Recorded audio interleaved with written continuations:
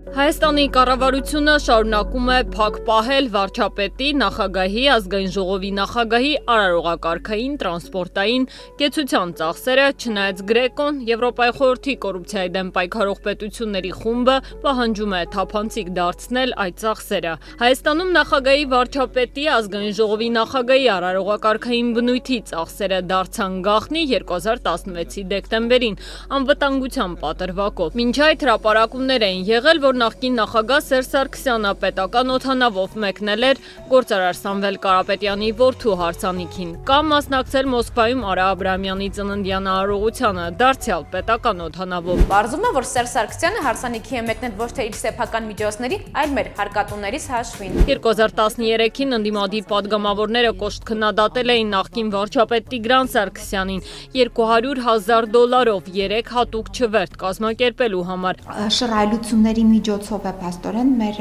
պետական բյուջեն օգտագործվում, այլ ոչ թե իր նպատակներին համահունչ։ Որտեղ մենք ունենք հատուկ վարչապետ, որը կարող է իրեն թույլ տալ նման շռայլություն։ Չնայած թափանցիկության ու հաշվետվողականության խոստումներին, հեղափոխությունից հետո իշխանության եկած քաղաքացիական պայմանագիրը դեռ քայլեր չի ձեռնարկել այս ծախսերը թափանցիկ դարձնելու ուղղությամբ։ Ավելին 2019-ին մեծամասնությունը մերժեց Լուսավոր Հայաստան խմբակցության նախագիծը, որով այս գնումները հանրային հասանելիություն կստանային։ Խնդրում եմ դեմ քվեարկել եւ չմտցնել օրակարգ, ինքներդ եք հասկանում այս օրենքի լրջությունը, չգիտեմ ոնց պարոն Գորգիսյանը չի հասկանում կամ իրեն չեն ասել ինչպես անի։ Հայաստանի իշխանությունները մինչ այժմ էլ շարունակում են կասկածելի նպատակահարմարությամբ ու արդյունավետությամբ ծախսեր իրականացնել թաքնվելով Սերժ Սարգսյանի օրոք ընդունված օրենքի հետևում։ Հայաստանի նախագահ Վահագն Խաչատուրյանը վերջին 6 ամսում 6 արտերկրյա այց է ունեցել։ Ապրիլին Վատիկանում Հռոմի Պապի հուղարկավորության արարողությունը չհաշված։ Խաչատուրյանը 2024-ի հոկտեմբերին մեկնել է Թուրքմենստան, մասնակցել Մահթում Կուլի Ֆրագիի 300-ամյակին նվիրված ժամանակներ եւ քաղաքակրթությունների փոխկապակցվածությունը խաղաղության եւ զարգացման հիմք միջազգային համաժողովին։ Մեծագույն պատիվ է մասնակցել այս բարձր մակարդակի միջազգային համաժողովին, որը կազմակերպվել է ի հիշատակ թուրքմեն ժողովրդի հպարտության։ Հոկտեմբերին Խաչատուրյանը եղել է Ղազախստանում, հանդիպել Ղազախստանի նախագահին, խորհրդարանի ղեկավարին։ Մի քանի օր անց Վահագն Խաչատուրյանի գլխավորած պատվիրակությունը մեկնել է Կոլումբիա, մասնակցել կենսաբազմազանության մասին համաժողովի։ Նոյեմբերի 13-ին նախագահը մեկնել է Շվեյցարիա, ներկա գտնվել Ժնևի համալսարանի հայագիտական հետազոտությունների կենտրոնի 50-ամյակի միջոցառմանը, բացի այդ հանդիպել ՄԱԿ-ի մարդու իրավունքների բարձր հանձնակատարին, Կարմիր խաչի միջազգային կոմիտեի նախագահին, աշխատանքի միջազգային կազմակերպության տնօրենին։ 2025-ի փետրվարին Հայաստանի նախագահը դարձյալ մեկնել է Հարավային Ամերիկա, այս անգամ լինելով նաև Արգենտինայում, Ուրուգվայում, Պերուում։ Ապրիլի 7-ին Խաչատուրյանը մեկնել է Արաբական Միացյալ Էմիրություններ, մասնակցել ամենամյա ներդրումային համաժողովին։ Նախագահի աշխատակազմը հրաժարվել է ազատությանը հայտնել, թե այս այցերից յուրաքանչյուրի մասով որքան են կազմել նախագահի կեցության, տրանսպորտային, արարողակարգային մյուս ծախսերը, վկայակոչելով գնումների մասին 2016-ին փոփոխված օրենքը։ Հայաստանում մի շարք պաշտոնատար անձինք, վարչապետը, ազգային ժողովի նախագահ, արտգործնախարարը բնակվում են Երևանի Կոն թաղամասի առանձնատներում։ Նրանց պահպանությունն ու սպասարկումն իրականացնում է կառավարական առանձնատների տնտեսություն ՊՕԱԿ-ը։ Որոշ փաստաթղթերից պարզ է դառնում, որ ՊՕԱԿ-ը պահպանում ու սպասարկում է մասնավորապես 8 առանձնատուն, սակայն կազմակերպությունը հրաժարվել է տեղեկացնել, թե ներկայում ովքեր են բնակվում այդ առանձնատներում։ ՊՕԱԿ-ը հրաժարվել է նաև տեղեկացնել, թե արդյոք վերջին տարիներին Կոնդի առանձնատներում իրականացվել են վերանորոգման աշխատանքներ, որքան է ծախսվել այդ աշխատանքների համար, որքան են կազմել առանձնատների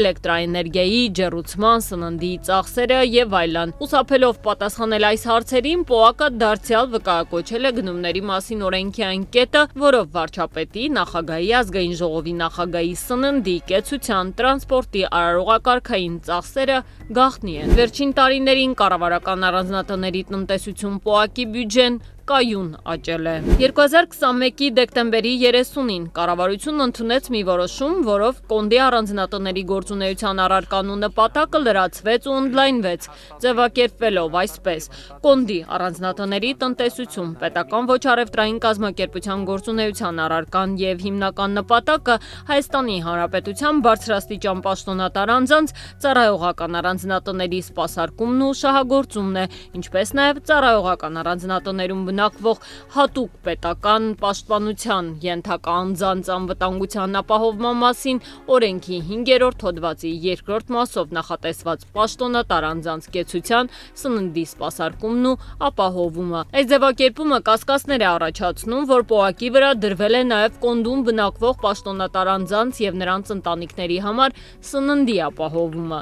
Եվրոպայի խորհրդի կոռուպցիայի դեմ պայքարող պետությունների խումբը Գրեկոն, որ հակակոռուպցիոն քաղաքականության հարցում Հայաստանի հիմնական գործընկերներից է, 1 տարի առաջ Հայաստանի գնահատման 5-րդ զեկույցում առաջարկել էր փոխել արարողակարգային ծախսերի կարգավորումը։ Գրեկոն առաջարկում է վերանայել վարչապետի թեկնածուի, նախագահի, ազգային ժողովի նախագահի արարողակարգային ծախսերի հետ կապված պետական գնումների գործող փակ գործընթացները, նպատակ ունենալով սահմանափակել դրանց օգտագործումը բացառապես այն դեպքերում, երբ դրանք բավականաչափ հիմնավորված են ազգային անվտանգության նկատառումներով։ Ինչ է արել Հայաստանի կառավարությունն այդ պահանջի կատարման ուղղությամբ, հետաքրքրվել էինք Արդարադատության նախարարությունից։ Ի պատասխան Ազատության գրավոր հարցման հայտնել են, որ Արդարադատության նախարարի տեղակալի ղեկավարությամբ տեղի է ունեցել հանդիպում շահագրգիռ մարմինների, այդ թվում վարչապետի աշխատակազմի եւ ֆինանսների նախարարության ներկայացուցիչների հետ։ Քննարկվել է նաեւ նախագահի,